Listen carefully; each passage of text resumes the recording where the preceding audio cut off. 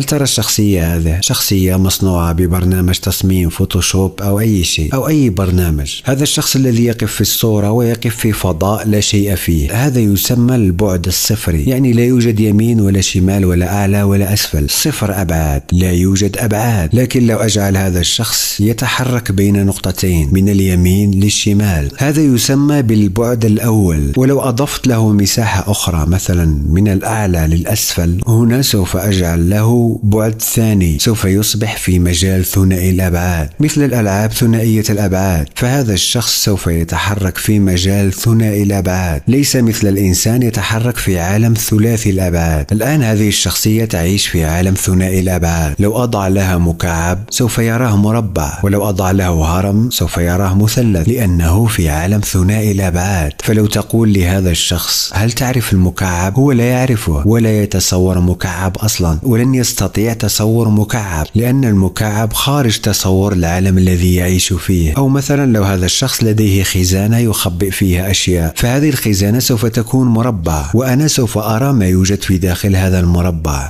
لأنني في عالم ثلاثي الأبعاد. وهذه الشخصية ممكن أن ألعب لها دور العفريت، سوف أتكلم معه وأراه وهو لا يراني، وأقول له أنا عفريت أتيتك من العالم الخارجي، أنا جئتك من البعد الثالث. هنا سوف يرعب ويموت من الرعب. وممكن أتلاعب به قليلا، مثلا كأن أسرق له خزانته أو أضيف له أشياء في الخزانة وأراقبه وهو لا يراني. الآن بعد أن أتلاعب بهذه الشخصية فأنا أقوم ثم أعود، وعندما أعود لا أجد الحاسوب ولا الشخصية التي صممتها، فأكيد هنالك شخص سرقهم. فهنا يخرج لي واحد رآني وأنا أتلاعب بهذه الشخصية المسكينة ويقول لي أنا عفريت أتيتك من البعد الخامس، فيراني هو وقبيله من حيث لا أراهم. الشخصية الموجودة في عالم ثنائي الأبعاد هي شخصية تعيش في عالم محدود، وأنا أعيش في عالم ثلاثي الأبعاد، بالإضافة للبعد الرابع الذي هو الزمن. فهذه الشخصية سوف تراني شخص خارق وأمتلك إمكانيات خارقة، فأنا أراها ولا تراني، وأعرف عنها أشياء، وأرى هذه الشخصية حتى وهي جالسة في بيتها أراقبها. كل شيء في هذا العالم له خصائصه، وكل مخلوق وحدود إدراكه، وكل مخلوق وتصرفاته وخصائصه، وكل مخلوق يملك تصرفات معينة وخصائص معينة. الآن هل رأيت الإلكترون والذرة وأنا وأنت وجميع المخلوقات، وأضف إليهم البعد الصفري والبعد الأول والثاني والثالث، وأضف إليهم الأبعاد التي تحدثنا عنها، البعد الصفري والأول والثاني والثالث، هؤلاء كلهم تجمعهم هكذا وتطويهم كطي السجل للصحف، سوف يكونون لك هذا العالم الذي نعيش فيه بما يسمى بالكون. والكون هذا بدوره يمشي على خط معين، وهذا الخط الذي يمشي عليه هو الزمن. كل شيء يسير نحو الكبر ويسير نحو التقدم في السن، فالذرات تتقدم في السن والخلايا تتلف، وأنت تشيخ وتكبر وتموت، وكل شيء ذاهب إلى ما يسمى علميا باللا نظام. والكون بدوره